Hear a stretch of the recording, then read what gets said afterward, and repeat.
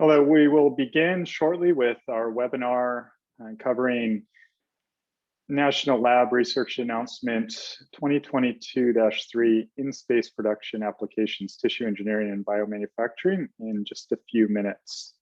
We'll give people a few minutes to log on and then we'll get started probably in about 2 minutes.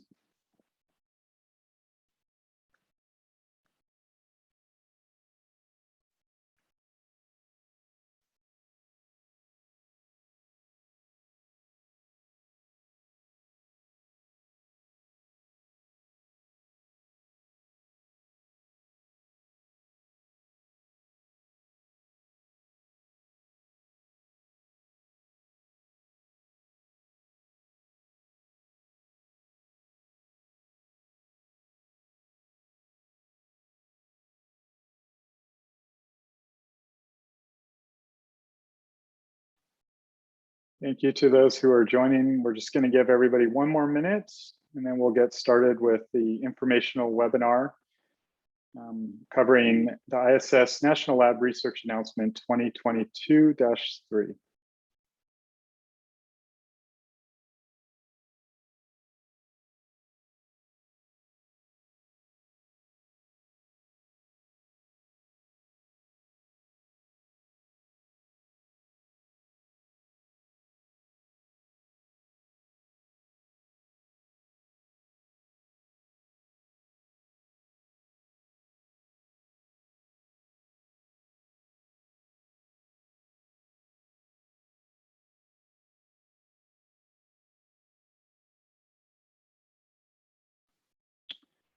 All right, well, welcome everybody. This is the webinar that will be covering ISS National Lab Research Announcement 2022-3 in-space production applications in the area of tissue engineering and biomanufacturing. Before we get started, just wanted to cover a couple of quick housekeeping items. This webinar will be recorded and it will be posted on our website shortly after the end of the webinar session. We'll have a Q&A session at the end of the presentation, so please use the question and answer button that you see on the Zoom invite link there. Please use that. We'll use that to gather all the questions and answers, and we'll try to address as many of them as we can at the end of this webinar. And then we will post a lot of the questions and answers as well on the website at the conclusion of this webinar. So there are a couple changes that we'll address during this webinar from the original posting of the solicitation, which happened on October 19th. So as of this morning, if you log on, there's some slight changes to the solicitation. We'll cover those. But one of the main ones is the full proposal is now due on March 20th. It was previously February 14th. So that is a change, but there's no change to the step 1 solicitation due date. So it's just the final full proposal. And there's also been a change as far as the funding request. So we will be covering, or you have the option to ask for funding to cover the ground development, so the development costs of the PI lab costs. So that was not allowed in the original documents, and that is now an opportunity that's provided in the solicitation. So once again, I see there's some questions in the chat, but please use the Q&A function. That's the one we'll be monitoring the most. We'll try and address all the Q&A ones. And this webinar is being recorded, and we will do the Q&A session after the presentation that will begin now.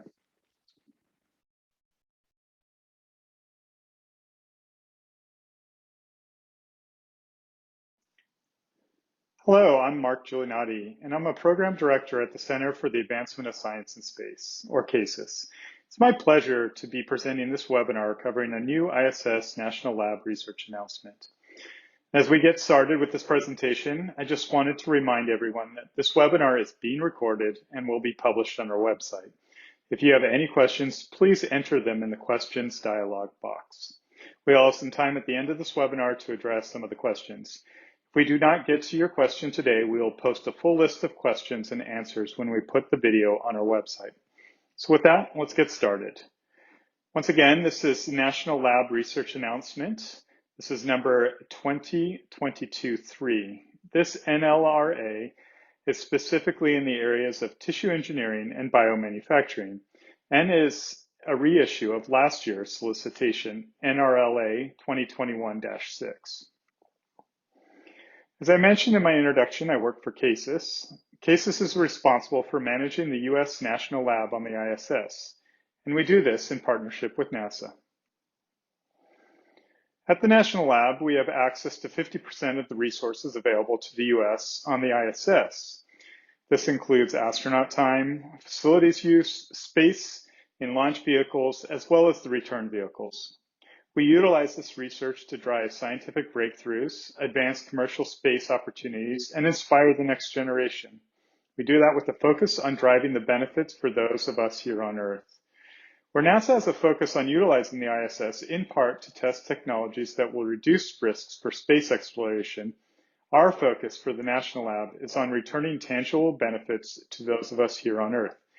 So please keep that key point in mind when responding to this solicitation. The primary reasons to do work in space are to take advantage of these key attributes: the extreme environment, the vantage point, and the sustained microgravity. You can utilize the outside of the platform to expose materials to the vacuum of space, extreme temperature variations, radiation, and microparticle impacts. As the station orbits the Earth, it provides a vantage point to 90% of the world's population areas, and is a human-tended satellite, thus enabling the crew the ability to real-time modify when and where they record images. However, most germane for this announcement is the sustained microgravity, which alters many observable phenomena within the physical and life sciences. Moreover, microgravity induces a vast array of changes in organisms, ranging from viruses and bacteria to humans. These include global alterations in gene expression and the three-dimensional aggregation of cells into tissue-like architecture. I just wanted to take a moment to highlight that you can find a schedule of our upcoming solicitations by visiting our website. As you can see, we have a number of solicitations upcoming. The one I'll be talking about today is the in-space production application focused on tissue engineering and biomanufacturing. So that brings me to the specifics of this announcement. As I noted, the keys are, this is for in-space production applications, and specifically in the areas of tissue engineering and biomanufacturing. I'll spend some time providing some background on what these mean in the context of this solicitation, but I'll also encourage you to read the full announcement and also reach out to us if you have questions about whether your concept is in scope for the solicitation. In-space production. First, this is not an opportunity focused on fundamental research questions. We have other opportunities to support those research goals. As I mentioned earlier, part of our role at the National Lab is to contribute to the commercial space economy, utilizing the ISS as a test bed for commercial opportunities. This announcement is really focused on that aspect. The proposals must discuss how the project could grow new business and capital investment and ultimately return long-term value for continued access to the space environment. The proposal should specify how you would utilize the ISS through this opportunity to mature your process and/or validate your production capabilities. The proposals must focus on how the LEO environment uniquely enables the specific project proposed. So you must address why you can't do this here on Earth. The ultimate goal for this program is that projects will be matured and validated so that they will be ready for scale-up as we see more and more commercial space platforms become available. Tissue engineering and biomanufacturing covers areas that utilize biological materials that are engineered to be used for clinical applications themselves or as tools for the discovery of novel therapeutics. It could range from using single-cell population to multicellular applications, and in fact could include non-cellular biological products. But again, if you have any questions as to whether your concept is appropriate for this solicitation, please reach out. As a reminder, if you have any questions throughout this webinar, please put them in the questions dialog box. With that initial introduction, let me give you an overview on why we are interested in supporting this opportunity. As many of you know, we have seen an amazing technological advancement in recent years in the areas of biological research, such as gene editing and the use of iPSCs, to name just a couple. We've also seen a tremendous increase in the integration of engineering and miniaturization into research platforms, as well as a massive leap forward in analytical capabilities. I think everyone is convinced that tissue engineering will provide substantial beneficial impacts to the health and well-being of our citizenships. However, in the field, we are still confronted by a number of challenges. And while we see hope in the number of clinical trials ongoing, we have yet to see the full expanse of significant impacts. While there are a number of factors that contribute to that, we are hopeful that the use of the ISS could help expedite some of these future uses. Again, while we all agree the tools and technologies available to us today are significantly advanced from those just a decade or two ago, the time and cost for novel therapeutic development continues on average to increase. So the question is, can LEO-based platforms be utilized to open up new opportunities not available terrestrially? And will these confer a commercially sustainable advantage? For example, stem cells and stem cell-derived products hold potential as both research tools and therapeutic products. One of the earliest initiatives that we undertook at CASIS was to support stem cell research on the ISS. Working off some preliminary indications that spaceflight has an effect on stem cells, we asked the research community if there is an advantage to culturing and expanding stem cells in space. Additionally, what knowledge could be applied to terrestrial applications based on doing this research in space? This was work that was fully supported by CASIS in hopes that it would help develop more advanced cell culture techniques, reveal scientific breakthroughs, and lead to more initiative. Some of this work has led to the validation of several key findings, such as clinically relevant stem cells can be expanded on the ISS, and the expansion in LEO appears to confer some improvements in their capabilities over those expanded on Earth. That culturing microgravity can reveal novel targets to go after in order to optimize cellular products for transplantation applications. That real-time imaging and live return of cell cultures from space is possible. We have also seen increases in LEO cell culture capabilities from our community of implementation partners. For this current announcement, you could potentially highlight ways to gain insights into how to control and optimize cell pluripotency and multipotency, proliferation, expansion, differentiation, and/or maturation of stem cells and stem cell derivatives through the use of a LEO-based platform, and how this could lead to commercial investment in this LEO-based application. These are examples of being in scope for this solicitation. There is intense interest in aging research, which aims to prolong our healthy and productive years. Novel approaches to enhancing quality of life include targeting cellular senescence, genomic instability, and telomerase shortening. It is known that spaceflight induces a number of physiological changes in both astronauts and rodent models. Skeletal muscle atrophy, bone density loss, immune dysfunction, cardiovascular deconditioning, and arterial stiffening, for example. These changes resemble age-related maladies on Earth and are well documented in extremely healthy astronauts. These findings provide a compelling case for studying astronaut health by researchers seeking to understand disease processes, especially because these changes in spaceflight occur very fast and they are reversible upon return to Earth. They also open up an opportunity to utilize multicellular devices such as tissue chips to model these fast onsetting disease phenotypes that can rapidly return to baseline. Some initial work in collaboration with the NIH, specifically the National Center for Advancing Translational Sciences, NCATS, has enabled significant advances in the hardware capabilities to utilize these microphysiological systems on the ISS. These systems have capabilities ranging from partially to fully automated and have been developed in partnership with the implementation partner community. Scientifically, some key initial new findings include identifying a novel link between the immune system and stem cell senescence, 2 different teams showing spaceflight cardiac dysfunction in 3D models, and some new omics level details on how disuse attributes to post-traumatic osteoarthritis. These studies are still ongoing, as well as others supported by NCATS and NSF. Now the opportunity under this announcement would be to identify how these tissue chip platforms or other biologically engineered systems could be utilized in LEO to drive sustained revenue, perhaps as a platform for novel target identification or validation studies, or as preclinical safety and efficacy testing platforms. Similarly, we at the National Lab have supported several organoid payloads.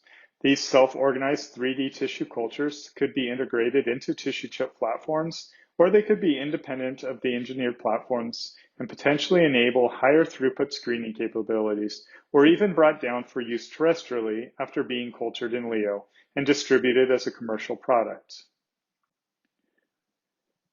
Biofabrication covers a wide section of opportunities, ranging from fabricating tissues for disease modeling, testing of biofabricated materials, and improving fabrication processes for biomaterials. As noted earlier, there's still an urgent need for tissues, organs, and other biomaterials for use in transplantation and regenerative applications. In the past decades, many novel tools have emerged to enable the assembly of these complex structures. All of these terrestrial-based tools and techniques integrate or attempt to circumvent the effects of unity gravity in their process. Given that there are still wide needs for additional biofabrication techniques, there are potential advantages to biofabricating in space.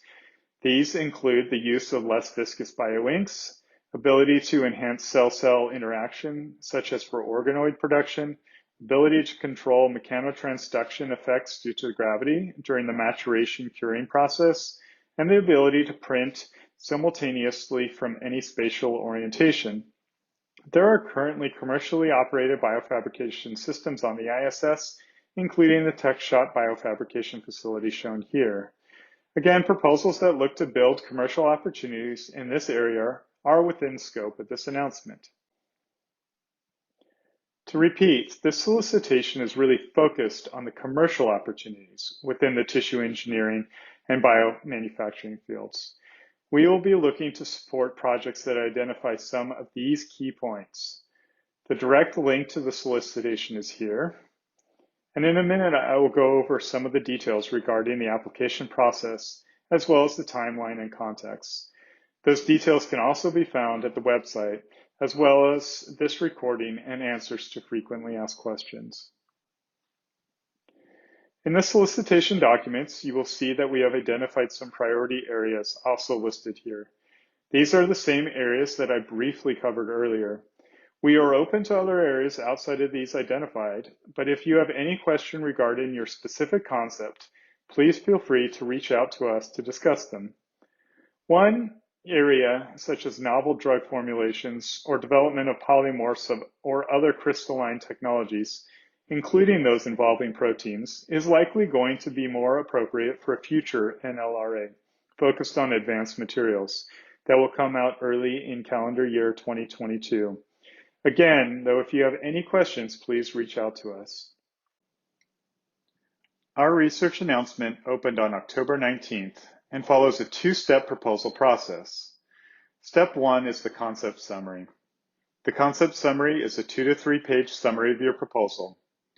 Concept summaries must be received no later than November 22nd. The concept summary will be evaluated internally for operational feasibility and scientific merit. We will then invite those summaries that pass review acceptance to submit a full proposal in Step 2. Step 2 is the full proposal and will be by invitation only. It will be due by March 20th, 2022. This is a change from the original announcement. So March 20th, 2022 is the official day to submit your full proposal. CASES funding is to be allocated to support project development costs and mission integration and operations costs.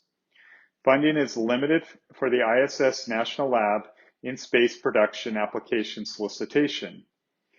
As such, the level of funding requested in the proposal will be a factor in the final selection.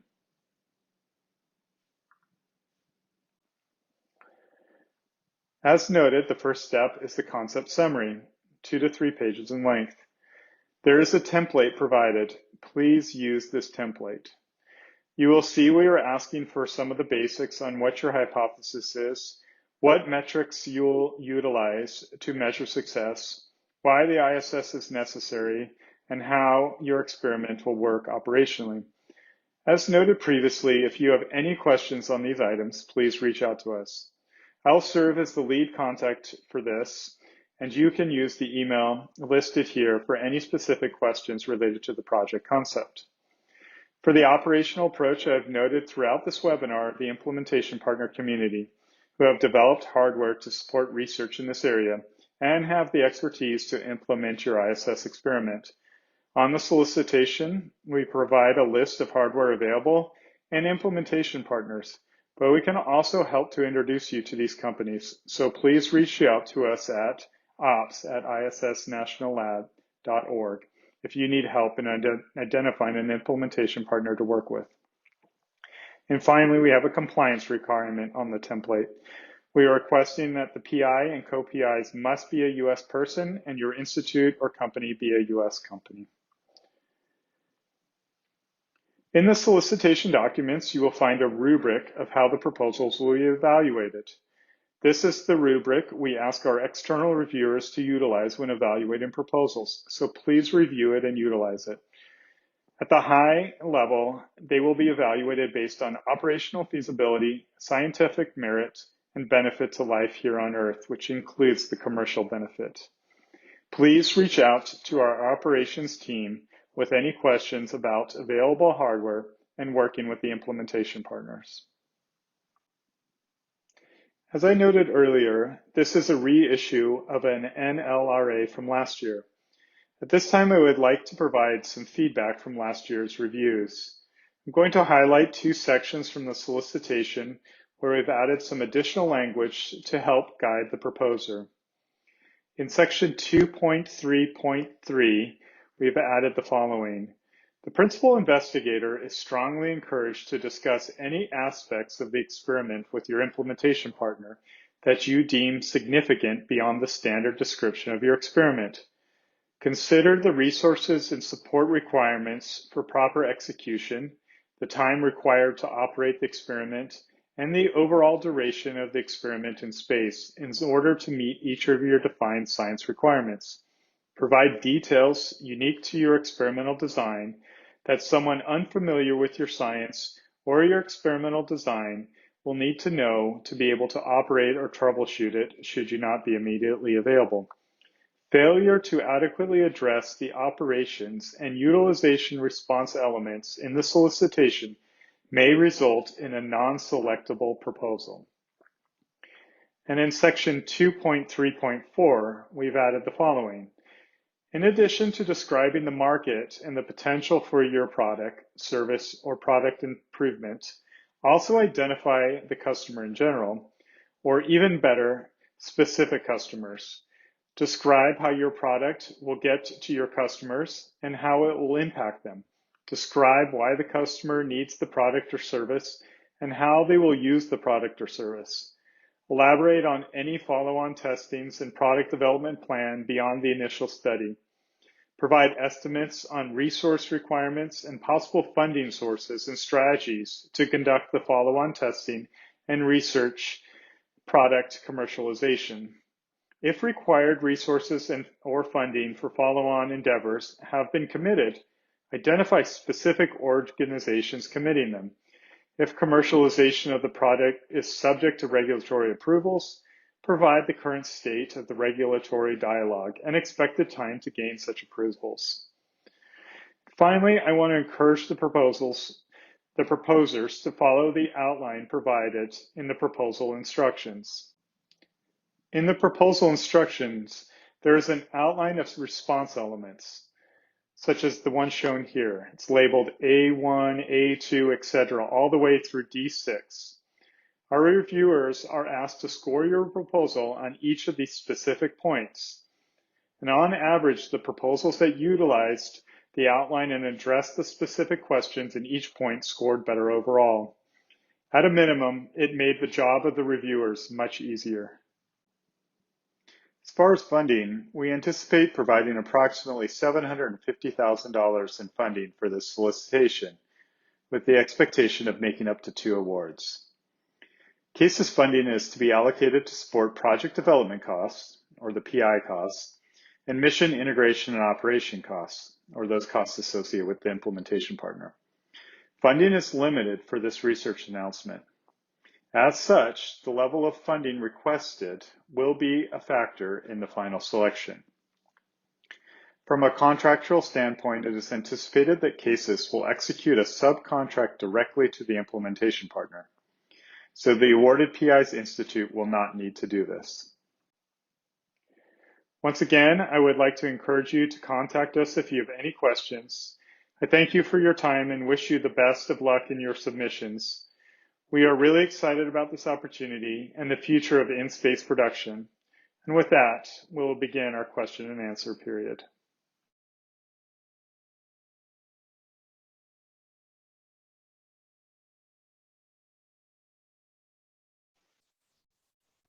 All right, thank you. And just as a reminder, please use the question and answer box, and that's the main one that we'll be monitoring for questions. So I will go ahead and get started, and I have a number of my colleagues that are online here as well, so they can address some of the comments that may come from the contractual side or other aspects of the solicitation. So hopefully we can get to most of these that are coming in. So first question is, please confirm that we can receive a copy of the slides. Yes, at the conclusion of this webinar, we will again post it to our solicitation website, so you can obtain a copy of this presentation by going there directly as soon as this webinar is over. We should have it up in a day or so. So we did have a number of questions that came in regarding specific topics that people might like to test through the solicitation. So for example, one was that hoping to test infusion therapies in LEO. So I'm going to address this in a couple ways. One, the main points of the solicitation, as we discussed during the presentation, is to show the potential commercial impacts of your proposal. So we really want to not necessarily test fundamental research through this or fund fundamental research through this, but we really want to understand what the business case is and why it is absolutely necessary to be in LEO to advance. Maybe it's to generate a product in a better way that just can't be done terrestrially. So specifically with the infusion therapy, this potentially could be in scope. We'd encourage you to reach out to us to discuss it in more detail to understand what you want to do with this. But one thing to keep in mind is that you won't be allowed to necessarily test any infusion therapies on the crew that's up there. So, make sure that that is understood as part of your topic there. So again, the main goals are to support evidence scientifically and economically that this is worthy of support under this solicitation. So we have another question. Do we need to have a commercial implementation partner at the concept summary stage?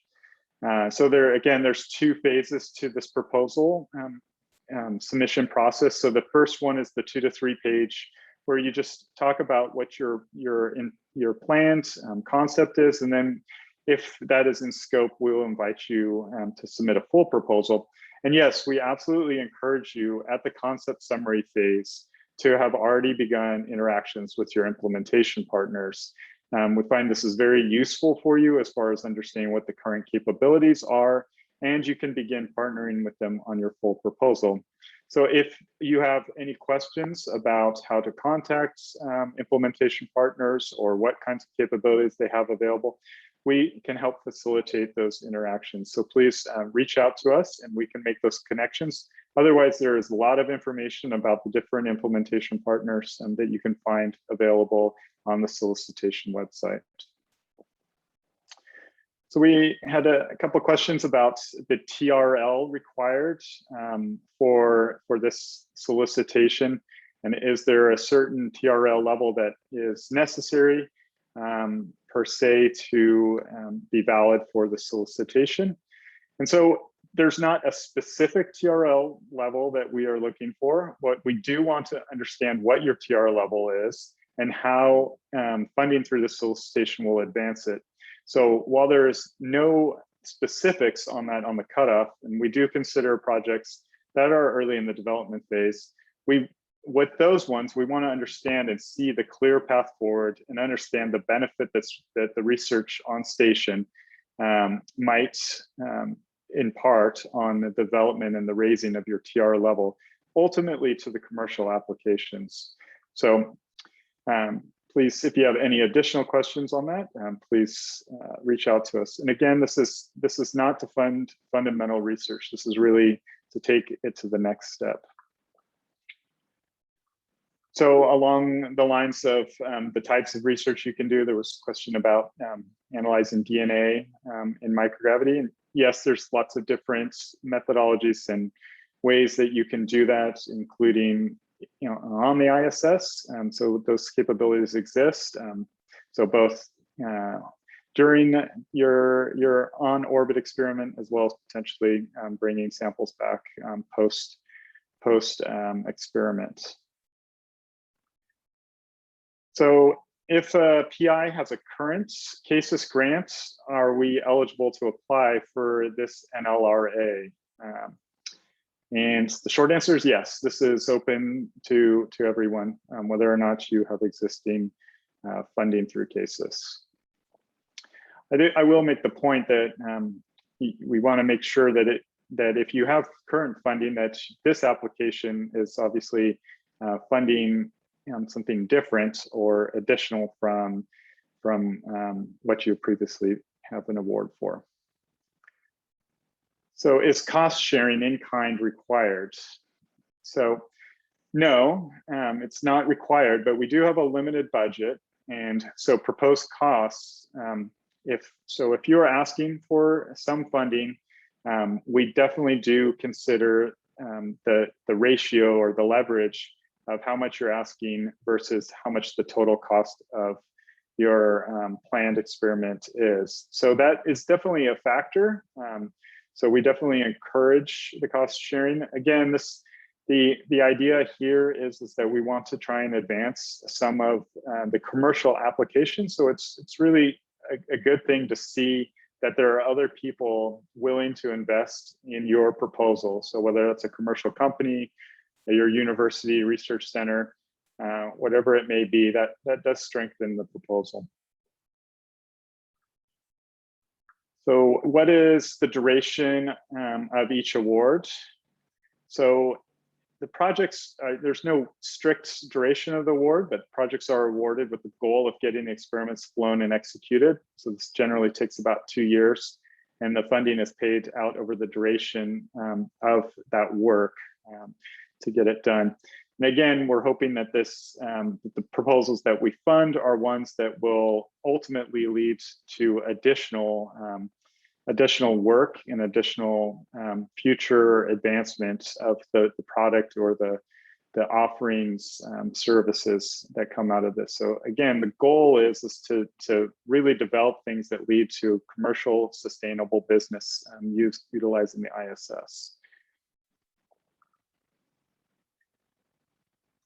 So let's see, would the grants cover overhead or indirect costs? So yeah, so we did make that amendment. So if you, again, stress the point that if you accessed the documents on the solicitation website between October 19th and yesterday, please revisit the website and download the most recent solicitation documents.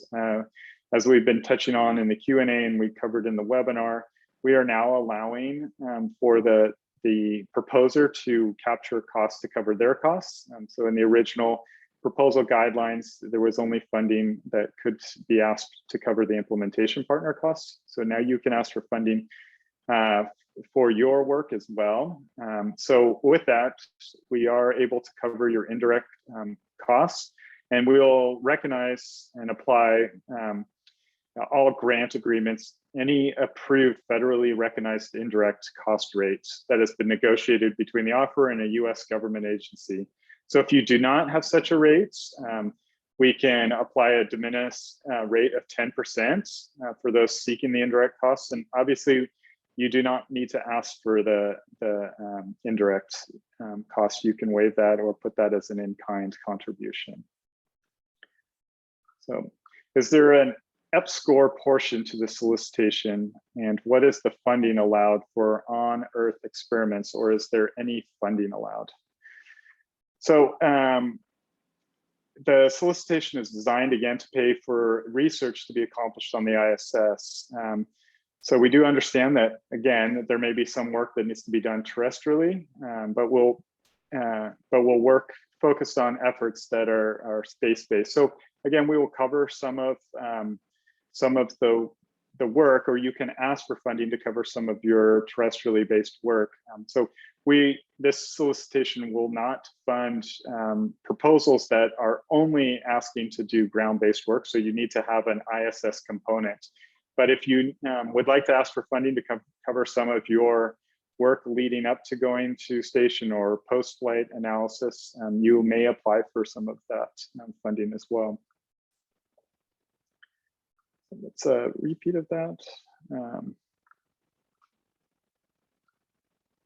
So again, another duration of funding.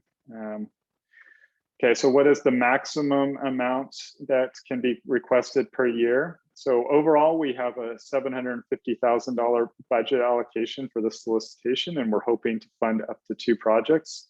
So there is no maximum that you can propose, obviously, other than the cap of 750 total, and with the understanding that we're hoping to fund up to 2 projects. And with that, there's no yearly maximum. I would say, as I noted earlier, that you should anticipate that an ISS project could take up to 2 years to execute. So you should keep that in mind with your proposal. What is the maximum that you can allocate for an implementation partner side of the budget? Again, the overall budget is not restricted to implementation costs versus development costs. It's just the total. So there's no per se maximum for those implementation partner other than the total budget that we have available for the solicitation. So is it acceptable to collaborate with a non-US researcher? Yes, as long as you are listed as the PI and your organization is sponsoring US-based entities submitting the proposal. So as long as you are a US person and your institute is a US-based entity, it may be possible to include collaborators from outside the US as long as they are not performing a leadership role on the project. So during the step 1, we will also have some compliance checks, but if you have questions in regards to eligibility of key personnel on your proposal, please feel free to reach out to us, and we'd rather address those early on in the proposal process. So is there a minimum amount of funding that should be requested in order to not be taken as a frivolous request? So we actually anticipate receiving some proposals that will require little or no funding. So with that in mind, you absolutely may request no money or minimal money. Again, the amount of funding requests versus the amount of in-kind or total project cost is a factor in the award process. So are government labs eligible to apply for this opportunity? So as long as you are a non-NASA US government lab or other agency, you are eligible to apply. And if you have specific questions from your government lab, please reach out to us, or from your entity in general, we can address those.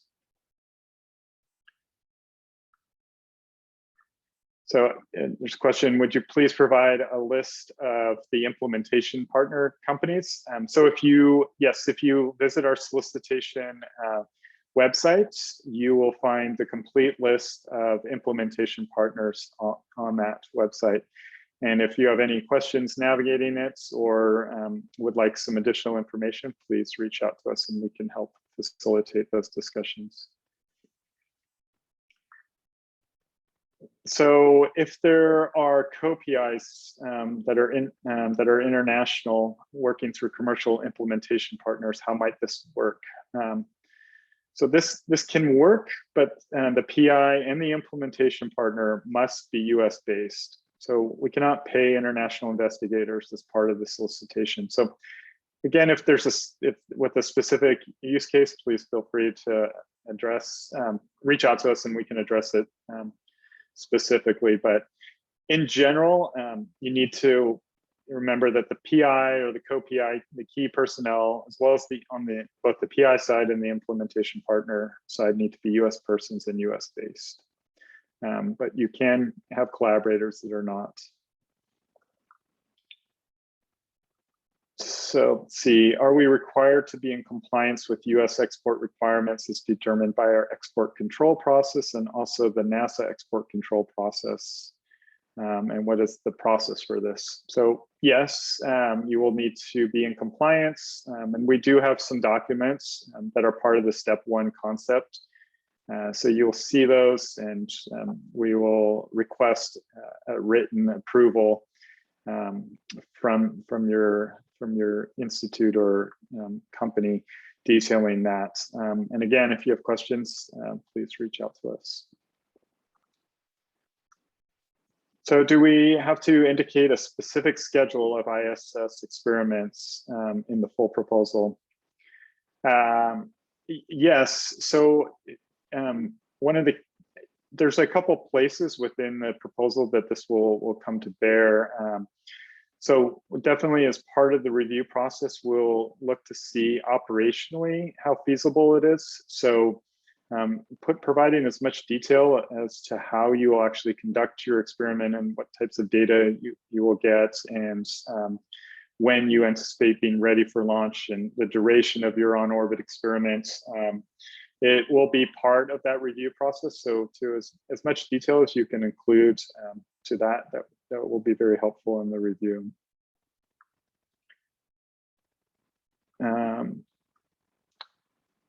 Let's see. So I would like to submit a proposal for an experiment to be done in microgravity and terrestrially. Would it be acceptable to include both in one proposal or submit them separately?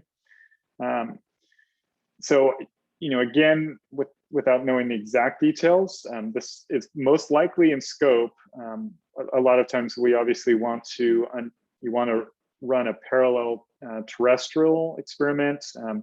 Not sure that this could also include where you're doing some of the process here as well as in the after the flight. So you might be developing some of your products before you go to space, then doing another step in space, bringing it back and doing some additional. So in general, that would be in scope.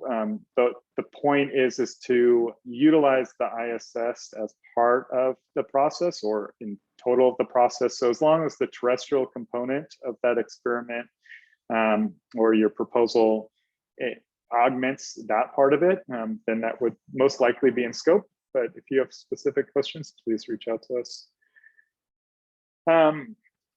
So can you describe the evaluation process? So for the step 1 part, CASIS evaluates the in-space production concepts in a pass-fail manner. So really looking for operational feasibility, scientific merit, business impact, contracts compliance, and adherence to the scope of the NLRA. So in the step 2, there's, as I noted, there's a rubric that you can access, and this is the rubric that's used to do the scoring. So we use external and internal reviewers as part of this for different aspects of the proposal, but all the guidelines are posted as part of the proposal process, and those are exactly how the proposals are scored. So we really encourage you to address your proposal or respond with your proposal specifically to those instructions. So as I noted earlier, a lot of the reviewers that reviewed some of these in the past Obviously, it's advantageous when they can find the information that they're supposed to be scoring for in a very succinct manner. So again, in a similar vein, what makes proposals stand out during the review process? So in general, let's say that proposals that follow the scoring rubric, so the instructions and the guidelines, were generally scored, or at least they were clear, and then got a score that was indicative of the proposed work. So do you promote collaboration? Yes, we do look for that, and you'll see in some of the aspects in the proposal guidelines, there are points that we ask for how much like interaction with different expertise are combined for this.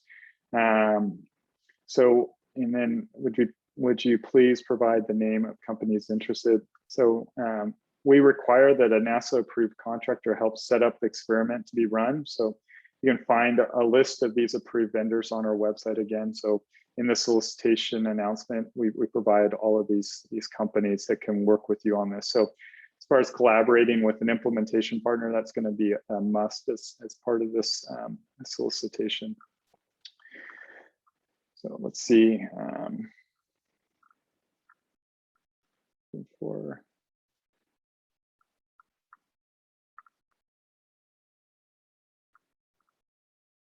So let's see, if the proposed commercial product is for ground-based researchers, but as part of the commercialization effort is needed to be tested at the ISS in real microgravity environment, can we still apply for this? So in essence, that's actually what we're looking for. So we're looking for the use of the ISS as part of your production method to develop a product that's going to be used here on the ground. So this is not to support in-space production for in-space use. This is not to support terrestrial research for terrestrial-based use. This is to support the use of the ISS to develop something that has commercial value in the area of tissue engineering and biomanufacturing for use back here on Earth. So that's actually, that is the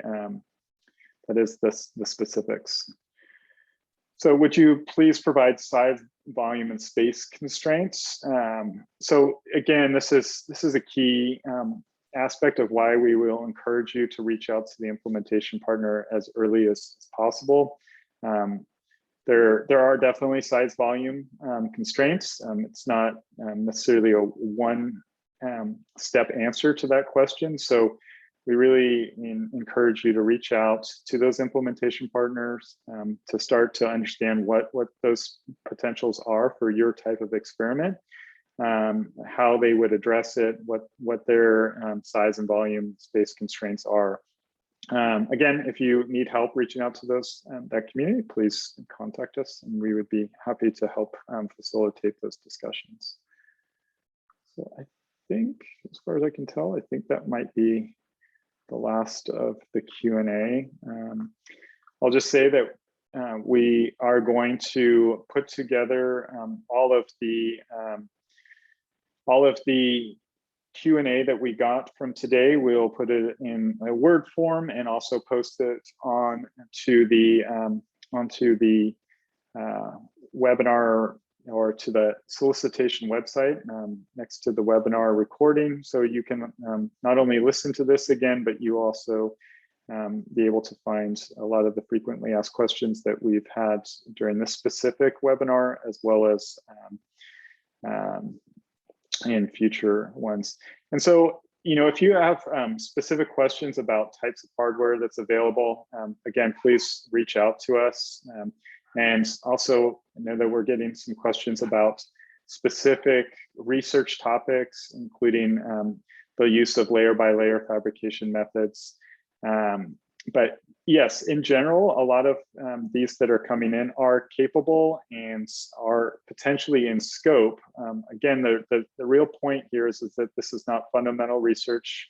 That's not the goal to support during this. This is to really support the development of in-space production that has commercial applications for use here on Earth. So that's the key thing. So, you know, definitely reach out with the specifics of what you're envisioning. We are going to have a number of other solicitations that are going to come out. So while it may not necessarily be in scope for tissue engineering and biomanufacturing, we have other ones, such as in the material sciences area, that will be coming out. So please continue to reach out to us and send us your questions, and we will continue to post them as we get them. So with that, I'm actually going to thank everyone for their time and look forward to interacting with all of you as you develop your concepts and working with you to the full proposal and as we see this economy developing in space production. So thank you once again.